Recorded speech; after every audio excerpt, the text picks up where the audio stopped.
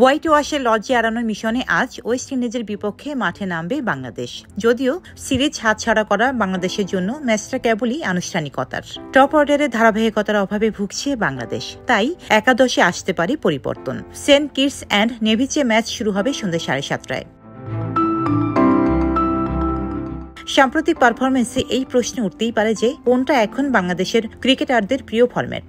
কদাচিৎ Australia, Bharat ও ইংল্যান্ডকে হারানোর দলটি জিম্বাবুয়ের মতো দলকে প্রায় হারিয়ে ধোয়া তুলত 50 ওভারের ক্রিকেটে।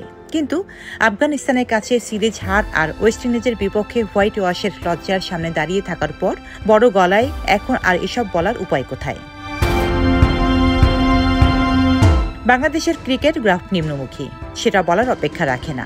যদিও ভারপ্রাপ্ত অধিনায়ক মেহেদী হাসান মিরাজ এমনটা মনে করেন না। লম্বা সময় ধরে খেললেও তার পারফরমেন্সের যেমন পরিপক্কতা নেই, তেমনি নেই কথাবার্তাতেও। তাই শান্ত ফিল্ডে যে তিনি ভারমুক্ত হয়ে যাবেন তাতে কোনো সন্দেহ নেই। শান্ত না থাকাটা একটা অজুহাত হতে পারে, একই সঙ্গে মুশফিকের অনুপস্থিতি। কিন্তু তারা থাকলে যে ক্যারিবিয়ান দ্বীপপুঞ্জ জয় করে ফেলত বাংলাদেশ, তার গ্যারান্টি দিয়ে বলার উপায় নেই।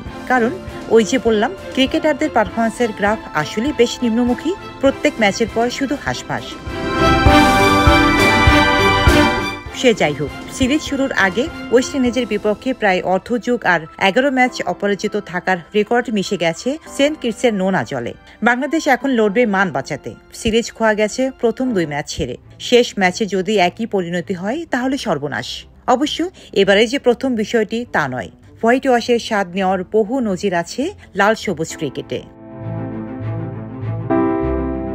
ক্যারিবিয়ানদের বিপক্ষে বুড়ো রিয়াদ আর বোলার তানজিম সাকিব যদি ব্যাটার না হয়ে উঠত, তবে স্কোর বোর্ডের চেহারা হতো আরও রুগ্ন। তাদের লড়াই ছিল দলকে একটা সম্মানজনক অবস্থানে পৌঁছে দেওয়া। তাতে অবশ্য কতটা মান বেঁচেছে বাংলাদেশের কে জানে।